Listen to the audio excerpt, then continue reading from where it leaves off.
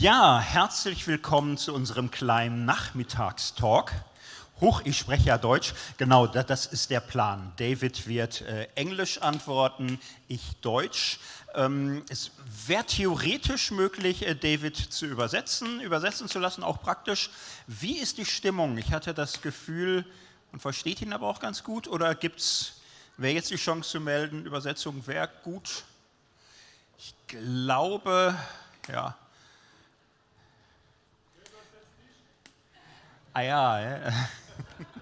They understand you. You speak English and I speak German and We'll just do that. it's fine, yeah. Okay. So, wir werden beginnen mit einem kleinen Input jeweils, wie wir die Lage einschätzen. Zunächst in den USA, dann in Deutschland. Dann gibt es für euch die Möglichkeit, Fragen zu stellen zur Situation. Dann werden wir vertiefen, was euch interessiert. Man könnte sonst 3 Stunden reden, 4 Stunden, 5 Stunden, interessiert keine Sau. Wir kürzen das so ab, dass eure Fragen da das klären. Mikros im Saal, gibt es da ist super. Hier gibt es Mikros, also ihr kriegt dann die Möglichkeit. So, David, you could start and give us an impression. How is the situation in the United States? How did it become so worse as it is? What is your hope, perhaps? Do you have any hope for the evangelical world as a whole? And what is the situation of the people who support LGBTQ people in evangelical communities and churches? That's it? That's all you want to know? Just that? Thank you for coming back, by the way. It's sunny and beautiful outside, and you could have left, but you are still here, and God will reward you for that.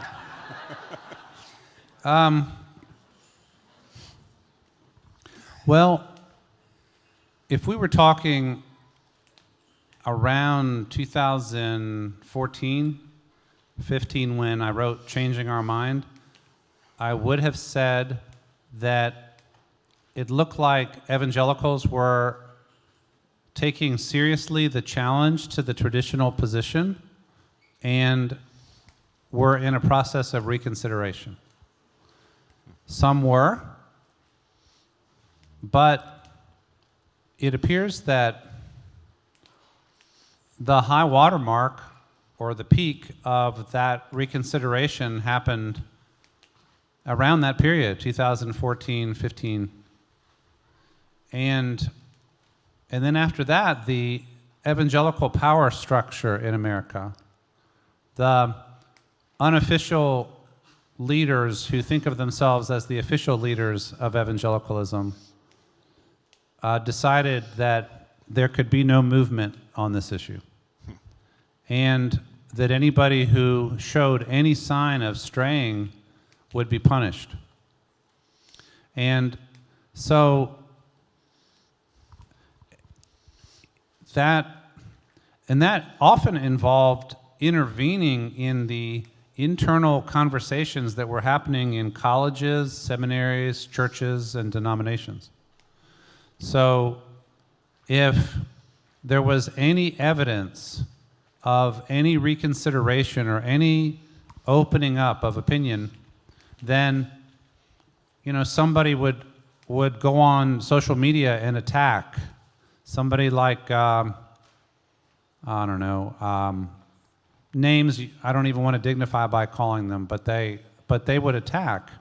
So it became impossible really for most leaders, either of churches or schools, to lead through a reconsideration process. So I would say that this shutdown of conversation has helped to contribute to the exodus from evangelicalism in the United States and the growth of a post-evangelical world, a post-evangelical exile population of millions of people. When I wrote Changing Our Mind, I hoped we could be having a conversation. And in some places that conversation has happened, but in general, it has been a big line that says we are not reconsidering. It has become definitive of evangelicalism not to reconsider. Ja. Die deutsche Situation ist darin anders als Evangelikale, ihr wisst es alles, hier immer in einer Minderheitensituation ist. Ganz anders als in vielen US-Bundesstaaten. Minderheiten können sehr erfolgreich sein. 90er Jahre habe ich miterlebt als evangelikaler, pietistischer Mensch, dass das Thema die großen Kirchen, Mainline Churches, katholisch, evangelisch, immer spaltete. Es war immer so in mehreren Synoden 50-50, hart umstritten, hannoverische Kirche, Nordelbien, so, es war immer hart. Evangelikal, pietistisch war 90er Jahre immer gefühlt nach 100%. Wir sind uns einig, wir stehen bei der Bibel. Und es war für ein Gewinnerthema, weil es immer zeigte, wir stehen geschlossen, die sind gespalten. Die Synoden streiten darüber. Und es war auch ein Gewinnerthema darin, dass man bibeltreue, Jesusgläubige Menschen dadurch gewinnen konnte. Geht raus aus diesen gespaltenen Kirchen. So, die lassen sich da von Minderheiten aufhetzen, kommt in unsere Freikirchen, in unsere Gemeinschaften. In den 2000ern kippte es in gewisser Hinsicht gesellschaftlich. Es war gesellschaftlich im Grunde ab 2000 doch irgendwo klar, die Mehrheit ist offen, ist für Toleranz, kann das akzeptieren mit einer gewissen Abstufung, aber Prominente, erst Harpe Kerkeling, Alfred Biolek, dann Wowereit und viele andere. Eigentlich war es gesellschaftlich akzeptiert. In den Kirchen kippte es auch, in den Kirchen blieb es spannungsvoll. Für die Evangelikalen wurde es jetzt aber ein Plus-Minus-Thema. Auf der einen Seite war man geeint gegen den Widerstand, gegen den Zeitgeist, gegen die Welt und die immer noch gespaltenen Kirchen. Man stand zu der Christenheit, die wie die katholische und die weltweite Kirche und alle Orthodoxen und der ganze globale Süden hier bei der Bibel bleibt und die Liberalen halt nicht. Aber man war jetzt die homophobe Fraktion Christi Welt 2008, erstmals Evangelikale im großen Stil öffentlich gebrandmarkt, homophobe Gläubige. In den 10er Jahren drehte sich das Blatt weiter, mehr und mehr kirchliche Synoden waren mit großer Mehrheit inzwischen für Akzeptanz, für Inklusion. Und innerevangelikal wurde es ein spaltendes Thema. Und von diesem Weg her kann man erahnen, mit welcher Wucht dieser Schock manche traf, die ihr Leben darauf gebaut haben, Bibeltreue an diesem Thema zu beweisen. Und Michael Diener hat in seinem Vortrag deutlich gezeigt, welcher interne Druck hier treu zu sein, klar zu sein und zusammenzuhalten tatsächlich auch da war und das konnte einen zerreißen. Ich bin Mensch, ich schlafe eigentlich fast immer gut. Nichts auf der Welt hat mir so viel schlaflose Nächte gemacht, wie an diesem Thema zu strugglen. Ja gut, die zweite Tochter vielleicht auch, mit der unruhigen, aber dann kommt die zweite Tochter und dieses Thema, weil wenn man da zerrissen ist, macht es einen krank.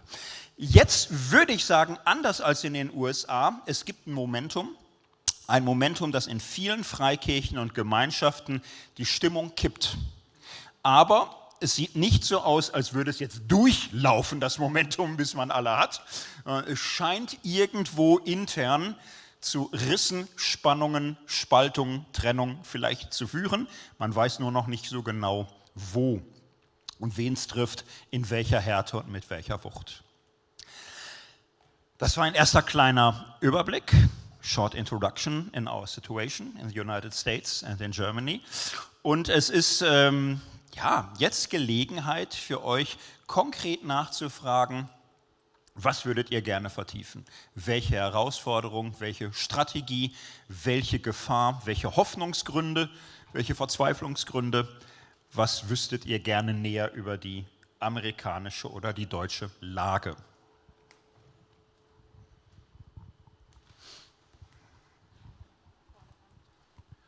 Hallo, ich bin der Andi.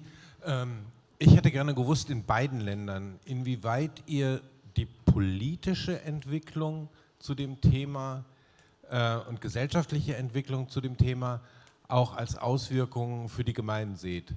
Hat es eine positive Auswirkung oder im Grunde genommen wird so viel Druck ausgeübt, dass es eher eine Gegenbewegung gibt und man sich versucht, weiter stärker abzugrenzen. Ich denke halt, in den USA hat die Trump-Ära einiges dazu beigetragen, dass an dem Thema es halt nochmal ganz anders in Richtung geht. Und wir haben bei uns ja auch eine Entwicklung. Natürlich ist es alles eine Minderheit, auch AfD und so weiter und die Rechten, aber man kriegt gerade mit, dass es jetzt in den letzten Tagen auch immer wieder mehr Gewalt gegen Trans und Schwule gibt.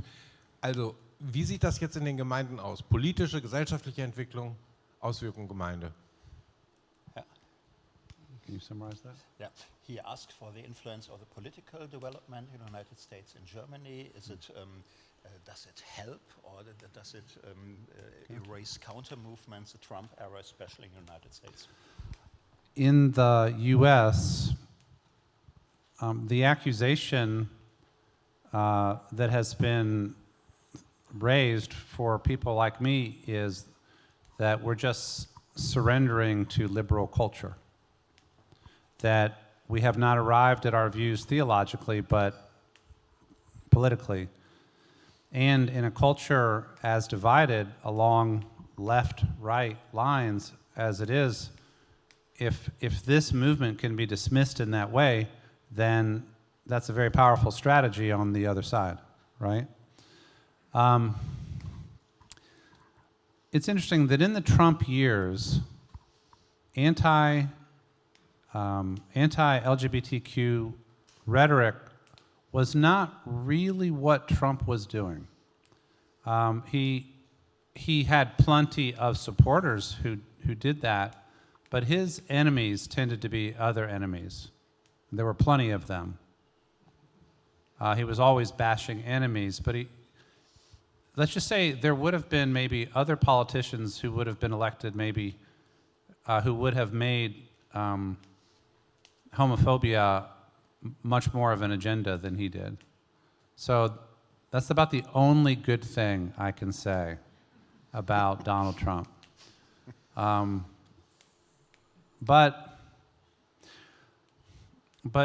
I do think that in the evangelical world, over the years of Trump coming to dominate our public life, the last 7 years, in general, a hunkering down, a shutting down of conversation, a narrowing down to the right-wing agenda, an expectation that the churches will not challenge right-wing politics, a kind of a spirit of resistance to all progressive change has settled in. So the overall atmosphere of reactionary politics, I think, has contributed to the slowdown of progress in the evangelical community. But still, this issue arises family by family, school by school, church by church, home by home, and to some extent, it can never be fully dominated by politics because it's a human issue and a family issue and a parenting issue. And progress is happening step by step at the local level. And I mean, there are some subtly interesting things happening in some of our bigger evangelical megachurches like Willow Creek or North Point or Saddleback that I could tell you about. Not doctrinal change, but making more ministerial space to support queer people and their families. That's good. So I think there has been some progress, but the political environment in general has made evangelicals very reactionary and in general not willing to move much. Kurz als Ergänzung, Saddleback und North Point sind Gemeinden Rick Warren und Andy Stanley, die werden in Deutschland auch viel verkauft. So, da öffnet sich zumindest ein seelsorgerlicher Raum. Das ist, glaube ich, auch für hier gut zu wissen, aber es findet kein wirklicher Wechsel statt. In Deutschland kann man es, glaube ich, leicht beantworten. In der Frühzeit, 70er, 80er Jahre, wurde das als sehr linkes und grünes Thema wahrgenommen von vielen frommen Christen. Die politische Dynamik half eher der Gegenmobilisierung innerhalb der konservativen Christenheit. So, Game Changer waren letztlich die Entwicklung in den Volksparteien, als in der CDU klar wurde, dass die große Mehrheit eigentlich umdenkt. Nehmen wir Helmut Kohl, so, der war ja 80er Jahre gar kein Linker, gar nicht. So, ne? Hatte aber einen Anwalt, guter Freund, schwul, so als der heiratete, ging Kohl nicht nur hin, sondern wurde sogar sein Trauzeuge. So, ne? Und man kennt inzwischen ja viele so. Als das kippte in der CDU, war klar, konservative Gläubige haben überhaupt keinen Resonanzkörper mehr im politischen Raum, sodass die allgemeine politische Entwicklung, auch mediale Entwicklung, man denke an Springer Verlag, hier im Grunde das Momentum innerhalb der christlichen Welt letztlich verstärkt und es nur die radikal kulturpessimistischen Zweige der Christenheit sind, die da noch gegenhalten. Aber bis in Stammbereiche frommer Gemeinschaften hinein schiebt das natürlich Entwicklung an.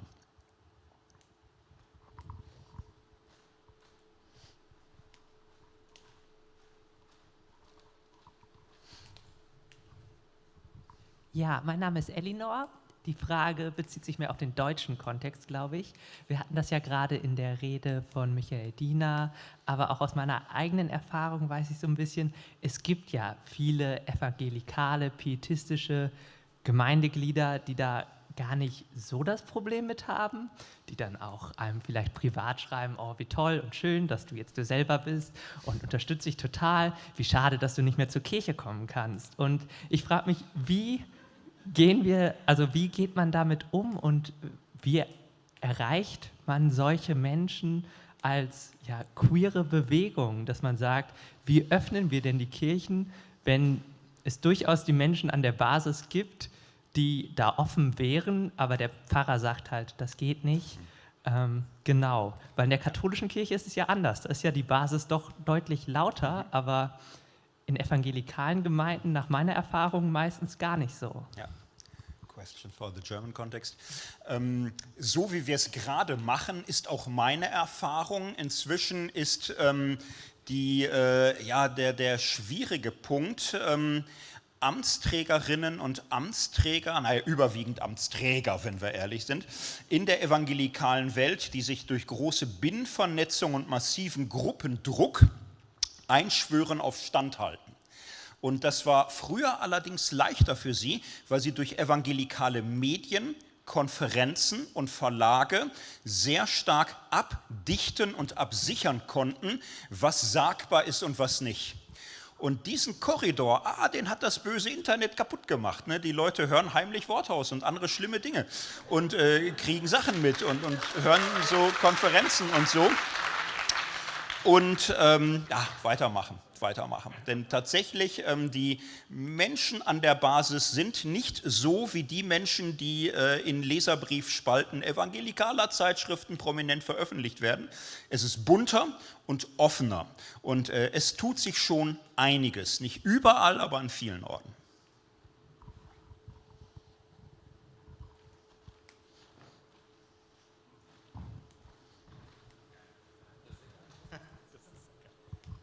Ja, hallo.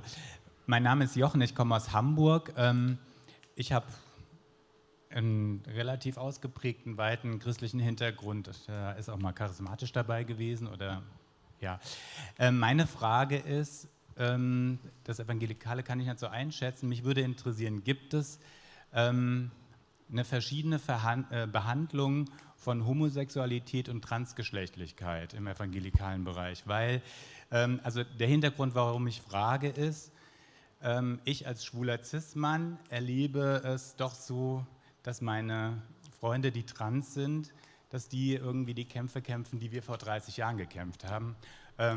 Ich bin hier in der Gesellschaft relativ angekommen. Da gibt es noch einiges zu tun, aber das ist gut. Aber gerade, ich meine, wir haben es alle mitgekriegt, was in Münster passiert ist, was in Bremen passiert ist und das macht ja Angst. Und da würde mich interessieren, gibt es da einen Unterschied in der Behandlung? Weil es ja nochmal ein anderes Thema ist und in dem Sinn neueres Thema gerade.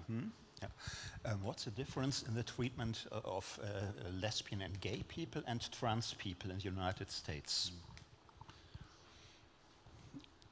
I'm glad I was asked that question. Thank you for asking it, because we are beginning to see a difference. A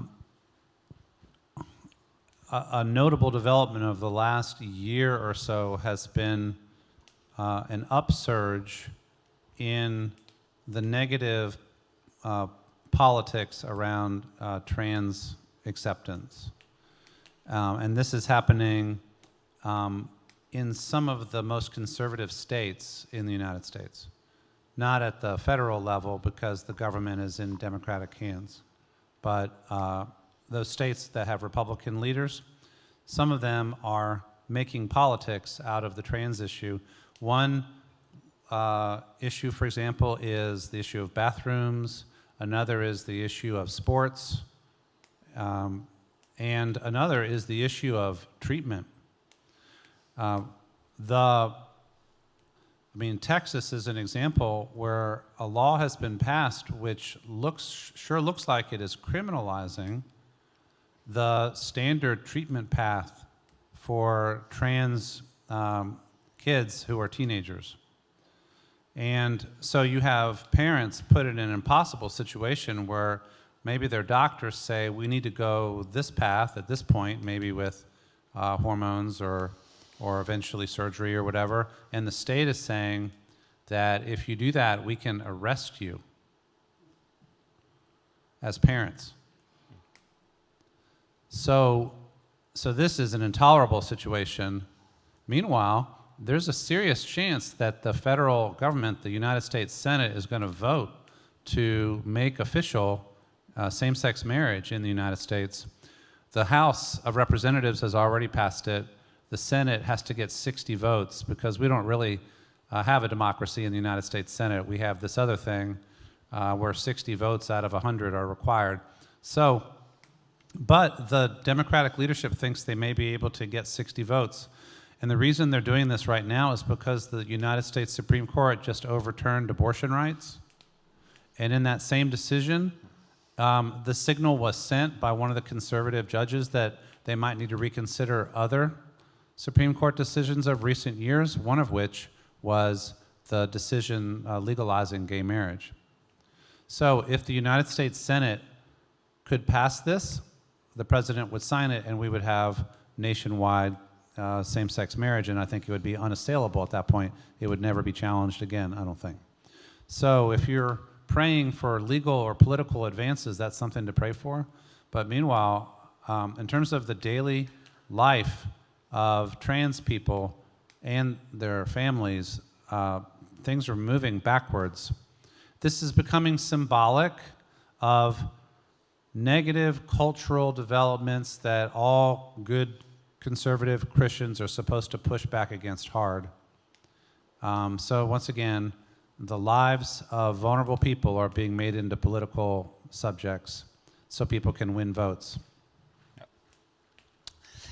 In Deutschland gibt es eine ähnliche Entwicklung, so ist verrückt. Zum Beispiel vor 5, 6, 7, 8 Jahren habe ich das Thema Homosexualität in meinem Ethikunterricht sehr zurückhaltend behandelt. Angst, die Spender, ihr könnt euch das alles vorstellen und so.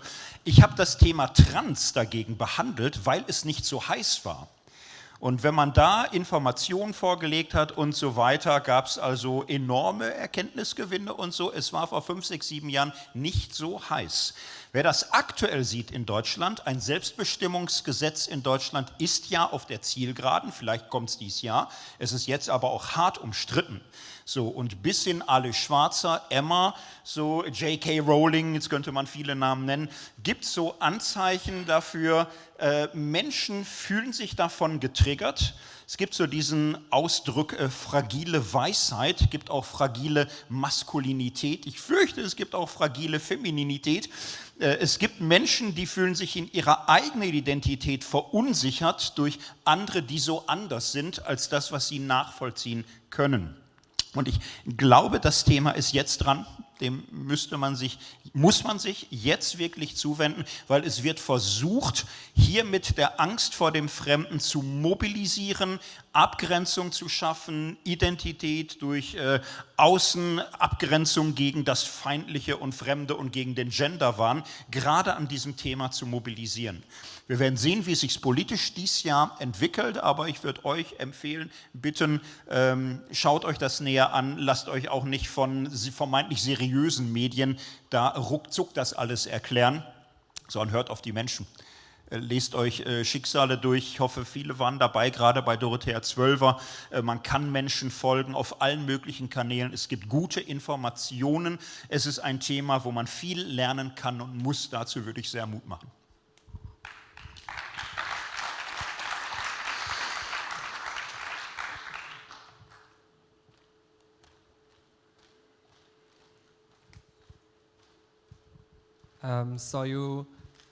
My name is Christoph.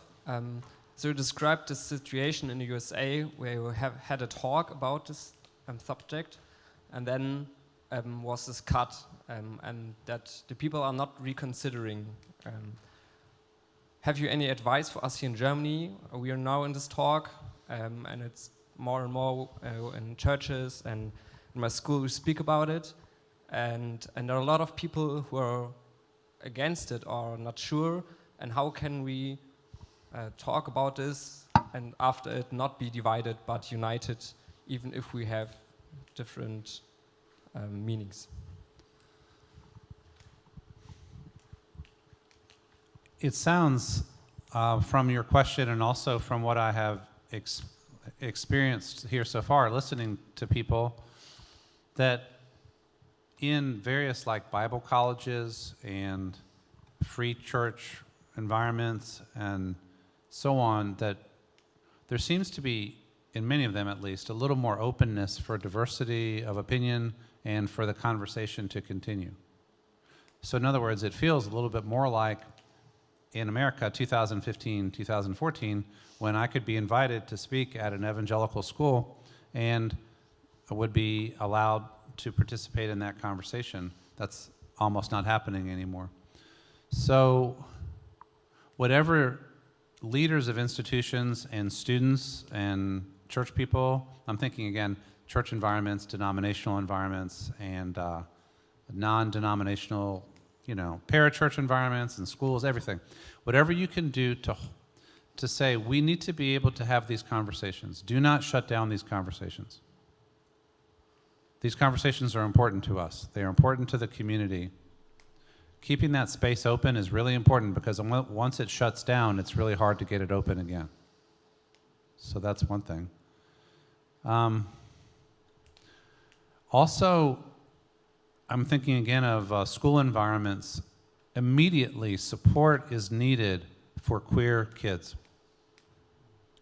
All schools need intentional effort to create support structures, safe spaces, and an environment where it is not harmful to be present in that community.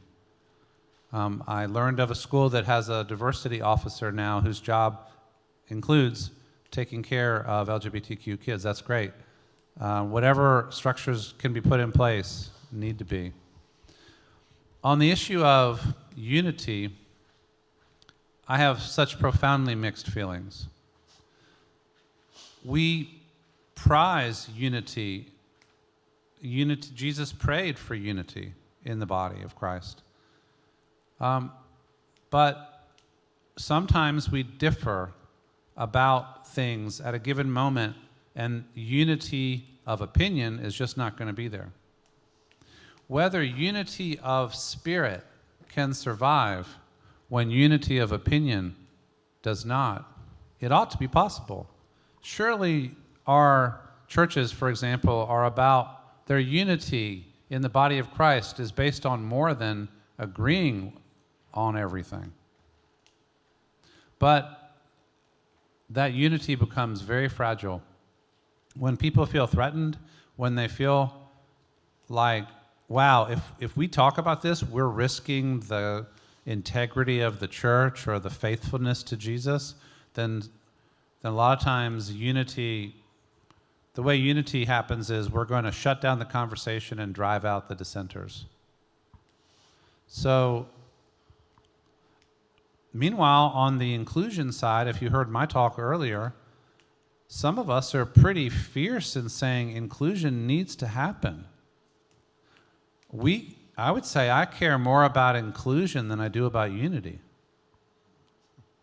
So, because if unity means we agree for the continuation of an environment that harms and dehumanizes, that's not a unity that I want. So I think we're in one of those moments where unity will be difficult, and some of us who are advocates believe that there are values that are higher. But meanwhile, there are ways to have conversations in which we don't demonize other people, and we keep the door open for further conversation, and we don't try to drive other people out of community. We just ask to be allowed in community too. At least that shouldn't be too much to ask, but it's a very difficult thing. And you know, in my experience, in the US Protestant world, issues arise every generation that test the unity and usually break the unity of the Protestant churches. And when I was first coming through, it was the issue of women preaching. 1990s. And, I mean, it became a doctrinal thing. Either you're for it or against it, and you can't even be in church together. I fear that this issue is like that, and we will end up going our separate ways. And that's very sad, but I fear that that's kind of what's developing in our country, at least.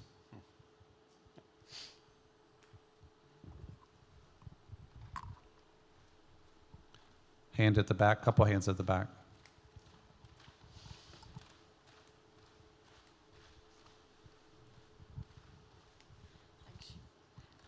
Hallo, ich bin Aki aus Frankfurt und ich bin Forscherin, also Wissenschaftlerin im Bereich queere Theologie, und ich bin in Kirchen unterwegs, also denominationsübergreifend, und finde das hier ganz spannend, dass es eben auch ökumenisch aufgebaut ist. Zwei Dinge, die mir aufgefallen sind in meiner Forschung, ist einmal die Frage, warum also dieses Ringen, Queerfreundlichkeit in Kirchen zu etablieren oder queerfreundliche Kirchen, die schon vorhanden sind, aber die irgendwie Schwierigkeiten haben, das auszuführen und zu gestalten, ist für mich so ein bisschen ein Fragezeichen, weil ich mir denke, naja, du hast es ja gerade erwähnt mit Frauenordination, man hat halt einfach Frauen ordiniert und dann hat man dadurch eine Vielfalt gestellt bekommen oder aufgebaut bekommen. Und ich glaube, dass das auch irgendwie so die Lösung ist für die Frage von Queerfreundlichkeit, dass man queere Personen auf die Bühne lässt und sie Gemeinde mitgestalten lässt. Und da würde mich interessieren, was da jetzt aus evangelikaler Sicht heraus bei Kirchen oder Gemeinden, die eben Queerfreundlichkeit fördern möchten, was da das Problem ist, dass das doch verhindert wird. Und die zweite Frage, die ich habe, ist die Frage nach Intersektionalität, weil mir das eben aufgefallen ist in meiner Forschung, dass jetzt hier eben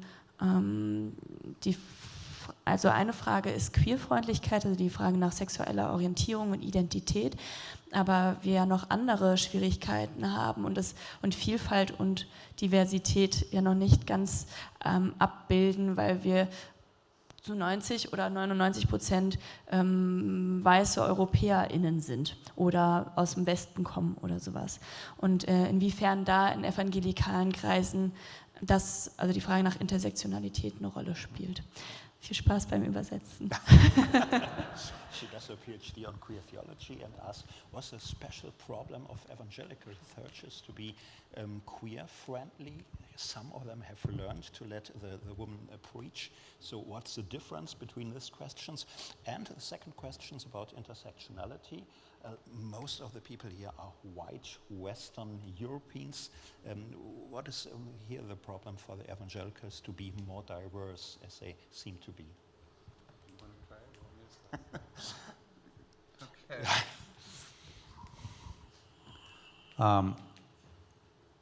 I think that those two questions kind of go together. and this is how I would tackle them. Evangelicals believe that the way that they resolve questions of doctrine and ethics is by reading the Bible. They generally lacking much of a historical sense in terms of claiming and owning a history of interpretation, generally believe that they are reading the Bible afresh and overly dependent upon concordances and indexes. When they look up the word homosexuality, they go to Romans 1 and Leviticus 18 and so on, and voila, we have our answer, and that's it. So this always poses a problem, in part because there are texts in the Bible that are on their face most naturally read in ways that are destructive to certain groups.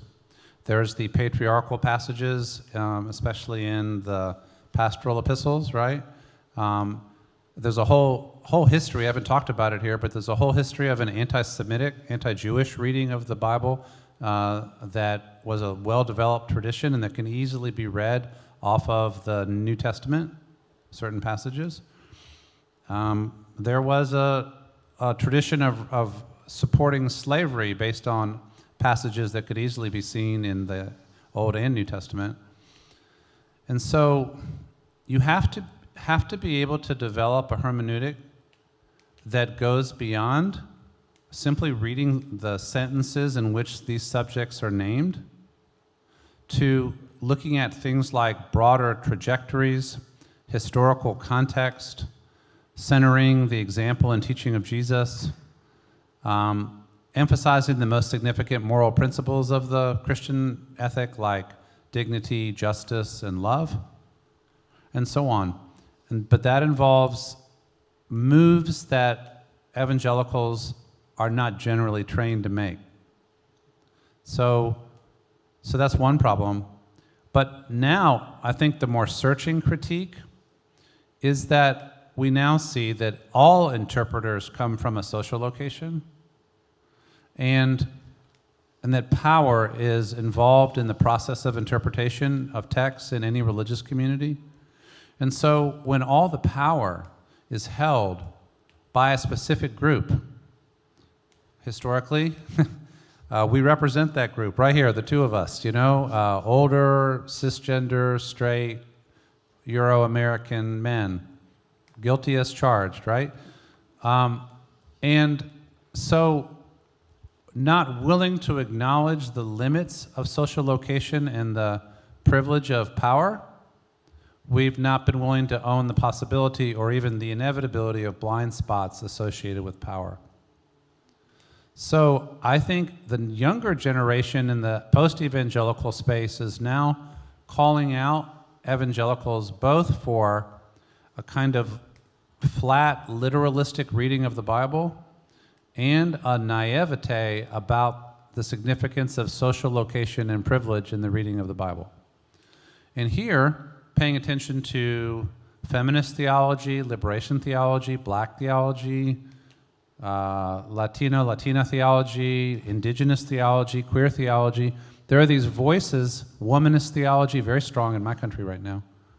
There are these voices that challenge both the flat reading of the Bible and the blindness to social location and privilege. And I think that is going to be really significant in the post-evangelical space. I don't see a lot of evangelicals doing a lot of citation of these other voices. But I hope that conversation can penetrate the walls of the evangelical world and help us. Well, I put myself in the post-evangelical category now, partly because I'm not seeing it happening.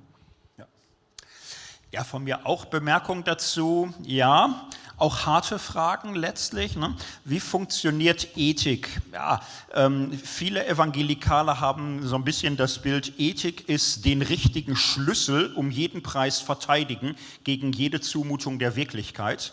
Naja, die wirkliche Herausforderung ist aber für die richtige Tür den richtigen Schlüssel zu haben. Und wenn man das nicht will, wird man versuchen, die Schlüssel, die man hat, in jede Tür zu pressen, so dass man zur Not mit Gewalt das Schloss gefügig macht, dass das schon irgendwie aufgeht. So, und irgendwann ist der Widerstand der Wirklichkeit so groß, dass man anfängt, sich zu verändern.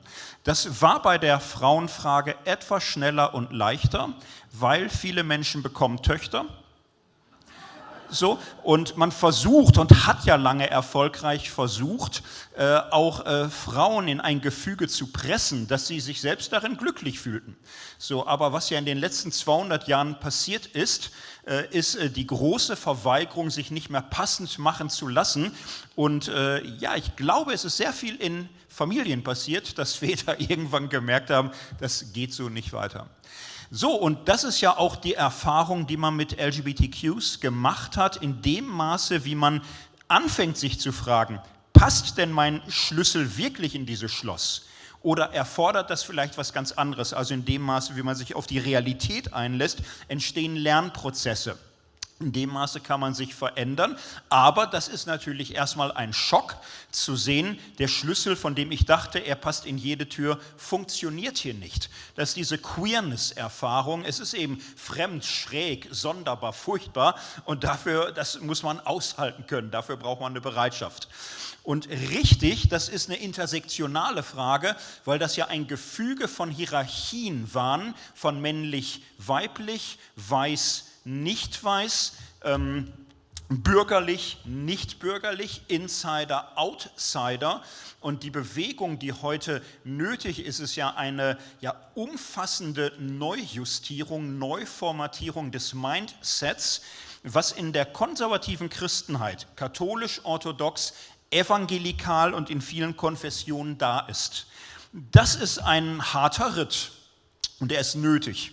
So, und da muss man sich darauf einstellen, dass viel zu lernen ist von feministischer Theologie, queerer Theologie, postkolonialer Theologie, mehr wahrscheinlich, als viele Menschen ab einem gewissen Alter bereit sind, auf sich zu nehmen, weil sie durch sehr viele Gefühle der Orientierungslosigkeit und ich weiß auch nicht mehr und so Gefühle durch müssen, die Aggression oder Fluchttendenzen freisetzen.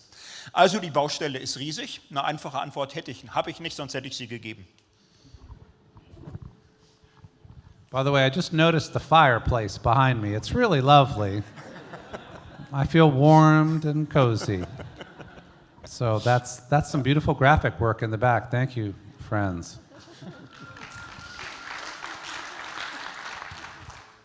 Hi.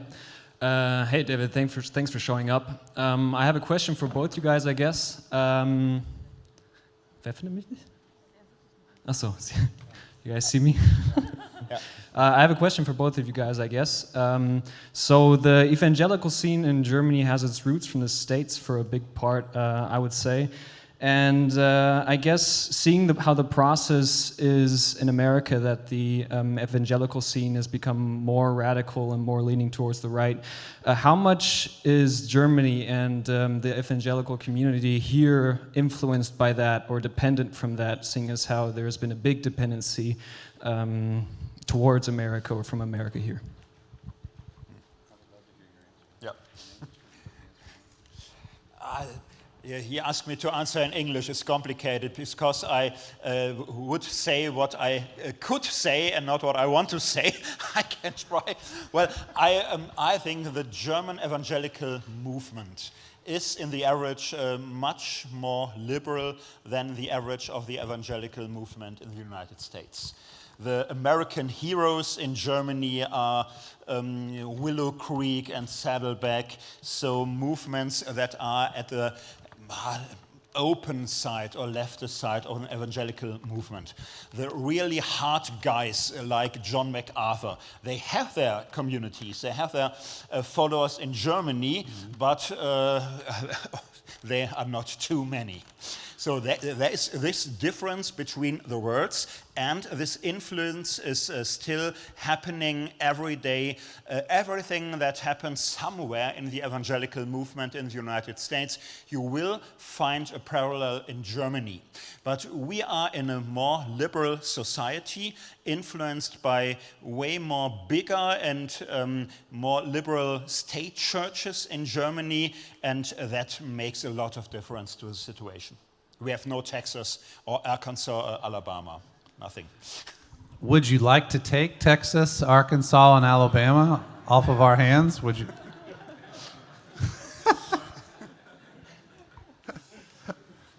We've got plenty of states. We'd be happy to share a few of them with you. New York would be fine. I am struck by the incredible cultural power of the United States. We don't deserve it. And the fact that we've exported so much, including this, is in many ways unfortunate.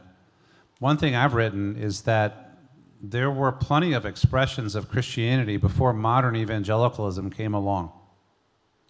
And then a lot of these expressions got sucked into the evangelical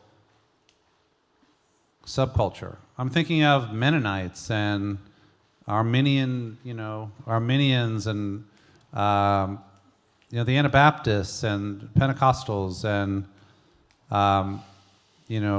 brethren, and so many different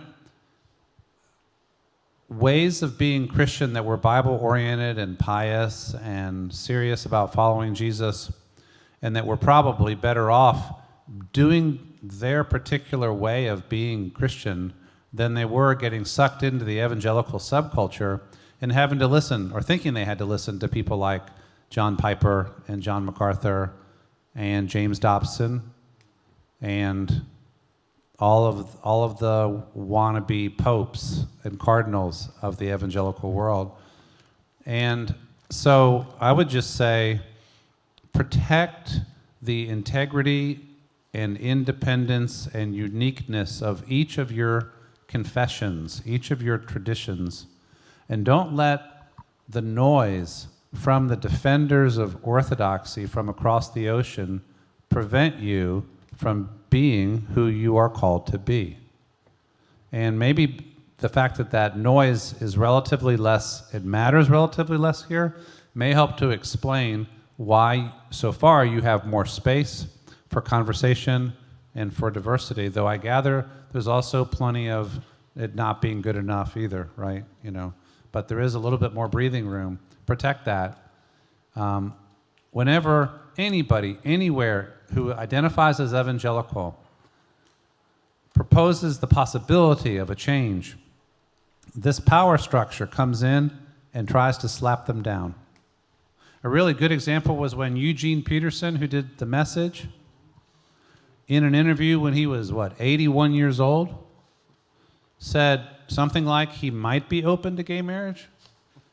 And within 48 hours, the entire evangelical subculture in the U.S. had said, Eugene, we love you, dude, but unless you reverse what you just said, we're going to pull all of your books out of the bookstores, and we're going to ruin you. And what I've understood is that under pressure, mainly through his agent, he withdrew the statement. That kind of thing happens in our country. I hope it doesn't happen here, and I hope you'll prevent it from happening here. Amen. This had to be our last question.